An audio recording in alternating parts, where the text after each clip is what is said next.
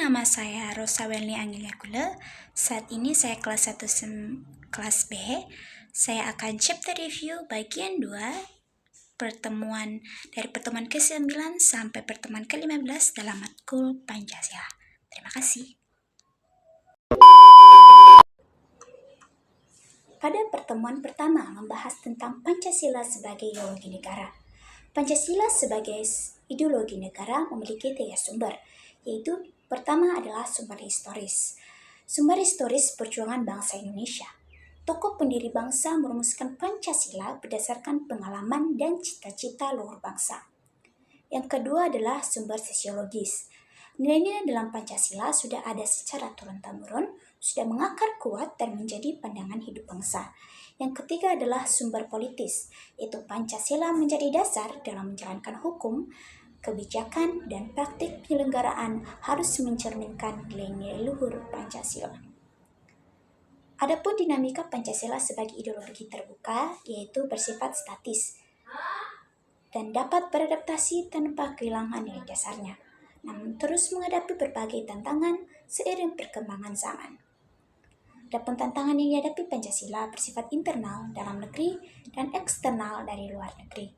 Tantangan internal berupa konflik dan kurangnya pengamalan Pancasila dalam kehidupan sehari-hari masyarakat Indonesia, dan tantangan eksternalnya yaitu pengaruh ideologi asing seperti komunisme, liberalisme, dan kapitalisme, dan globalisasi yang mengikis budaya dan nilai-nilai Pancasila. Dalam pertemuan kedua, kami membahas tentang Pancasila sebagai sistem filsafat. Konsep Pancasila sebagai sistem filsafat berarti hasil pemikiran mendalam bangsa Indonesia tentang kehidupan yang adil bermartabat bagi manusia. Disebut sistem karena kelima sila tersebut tersusun secara hierarkis dan logis, saling melengkapi. Disebut filsafat karena Pancasila membuat nilai-nilai kebenaran, keadilan, dan kebijaksanaan. Adapun value sistem yang mempengaruhi cara melibatkan aspek. Yang pertama, aspek ontologis, yaitu hakikat manusia, seperti hubungan vertikal dan horizontal. Aspek epistemologis, yaitu panduan cara berpikir dan memperoleh kebebasan. Yang ketiga, yaitu aspek sosiologis, yaitu menyangkut nilai moral yang harus diinternisasikan. Adapun fungsi Pancasila dalam kehidupan berbangsa, yang pertama adalah sebagai panduan moral, yang kedua sebagai alat pemersatu, yang ketiga dasar hukum dan kebijakan, yang keempat identitas bangsa. Tujuan konsep Pancasila sebagai sistem filsafat yaitu memberikan landasan berpikir filosofis dan menjadi pandangan hidup. Mengapa Pancasila disebut sebagai sistem filsafat? Karena memiliki kesatuan nilai yang logis, sistematis, dan menyeluruh, didasari oleh pandangan ontologis, epistemologis, dan aksiologis, serta menjadi pedoman berpikir dan bertindak bagi bangsa Indonesia dalam mencapai kehidupan yang adil, bermoral, dan berkeadaban. Ciri-ciri berpikir kefilsafatan yaitu cara berpikir yang mendalam, rasional, kritis, dan menyeluruh untuk mencari kebebasan dan hakikat sesuatu. Adapun ciri-ciri berpikir kefilsafatan yaitu yang pertama yaitu berpikir mendasar atau radikal. Yang kedua yaitu berpikir menyeluruh atau universal. Yang ketiga adalah berpikir sistematis dan logis. Yang keempat adalah berpikir normatif dan idealis. Cara berpikir yang kelima yaitu abstrak tapi bermakna, dan yang keenam adalah spekulatif dan argumentatif.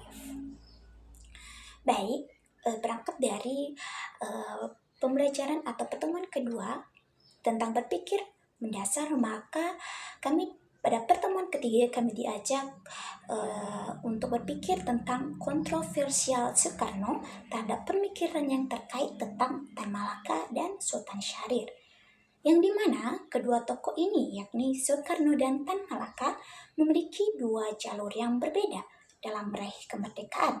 Soekarno dengan jalur diplomasinya dan Tan Malaka dengan revolusi dan tanpa mau berunding dengan penjajah. Dikarenakan Soekarno yang menjadi presiden saat itu ingin berdiplomasi dengan Belanda, yang akhirnya melahirkan perjanjian Linggarjati dan perjanjian Renville yang merugikan bangsa Indonesia, yang dimana wilayah Indonesia semakin kecil. Tan Malaka menentang diplomasi tersebut hingga ia membentuk Persatuan Perjuangan pada tahun 1946 yang mendesak perang total. Karena perbuatannya tersebut, ia dianggap mengacaukan stabilitas dan menentang diplomasi hingga akhirnya ditangkap oleh pasukan ABRI. Tapi 2 tahun kemudian ia dinyatakan bebas. Tapi setahun kemudian ditembak mati oleh ABRI pada tahun 1949 yang secara tidak langsung di bawah perintah Soekarno. Setelah peristiwa itu, terjadi ketegangan politik yang menyalahkan pemerintah pusat. Dan untuk membersihkan nama Soekarno, pada tahun 1963, maka ia digelari pahlawan nasional. Begitu juga dengan nasib Syahrir. Karena keterikatannya dengan Barat, sehingga ia dituduh dan ia ditangkap dan dipenjara tanpa proses pengadilan yang jelas. Yang kedua, kami diajak berpikir tentang kontroversi Soeharto terhadap dokumen Super Semar yang diberikan oleh Soekarno. Kontroversi Super Semar atau surat perintah 11 Maret yang diberikan oleh Soekarno pada Soeharto yang terkait ketiadaan dokumen asli surat tersebut dan diduga saat penandatanganan surat tersebut Soekarno di bawah tekanan militer. Terkait pengangkatan Soeharto menjadi pahlawan sebenarnya dianggap tidak layak dikarenakan banyaknya kasus pelanggaran HAM yang telah dilakukannya selama masa pemerintahannya dan desentralisasi kurang lebih 30 tahun. Selama 3 kali pertemuan, kami membahas tentang kontroversi tersebut.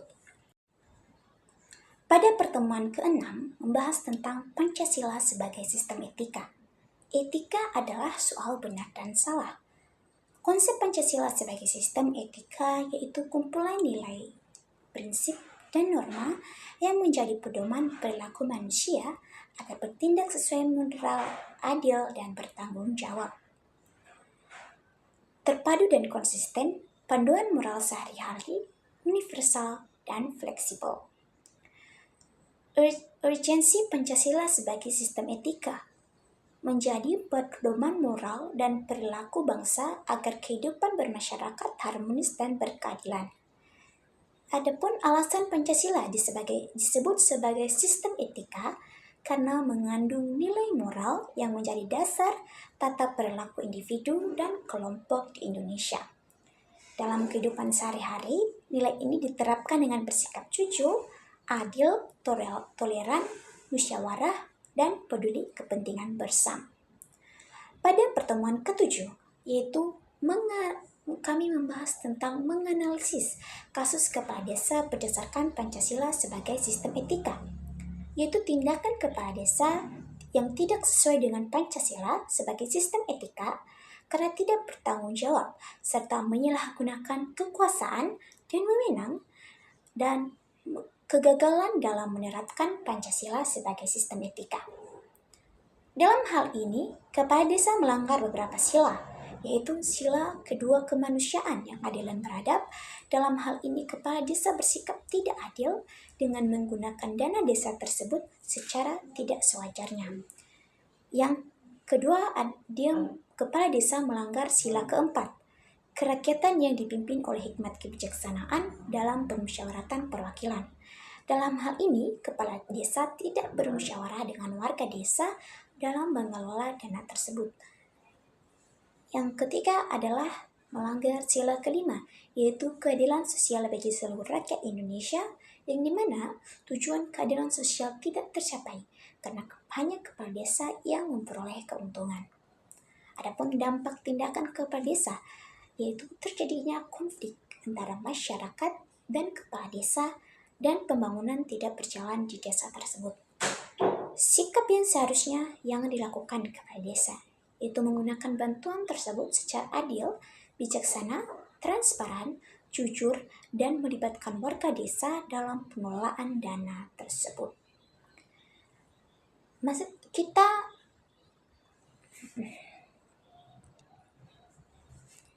Pada pertemuan ke-8 membahas tentang Pancasila sebagai pengantar ilmu pendidikan.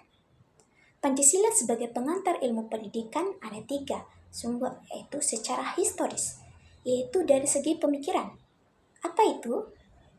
Yaitu keterbukaan dan jujur, yang menjadi kebiasaan dan dikaitkan dengan benar dan salah. Yang kedua adalah secara filsafat, yaitu berpikir dan mendengar. Berpikir apa itu ilmu pengetahuan dan dikaitkan dengan Pancasila sebagai pengantarnya dan dilandaskan dengan teori berpikir abstrak. Yang ketiga yaitu secara politik, yaitu Pancasila sebagai ideologi negara yang artinya semua bahan ajar tidak boleh bertentangan dan harus sesuai dengan berkaitan dengan undang-undang ideologi negara. Baik, kesimpulan dari video ini yaitu Pancasila adalah dasar negara yang mengatur kehidupan berbangsa dan bernegara, sekaligus filsafat yang memandung pemikiran dan sikap masyarakat. Perdebatan Soekarno dan Tan Malaka menunjukkan dinamika sejarah dalam merumuskan Pancasila. Sebagai sistem etika, Pancasila membimbing moral dan perilaku warga, termasuk dalam praktik pemerintahan seperti kepala desa. Dalam pendidikan, Pancasila menjadi pengantar ilmu yang menanamkan nilai-nilai moral, sosial, dan kebangsaan. Baik, sekian saja video kali ini. Semoga bermanfaat untuk kita semua. Yahoo!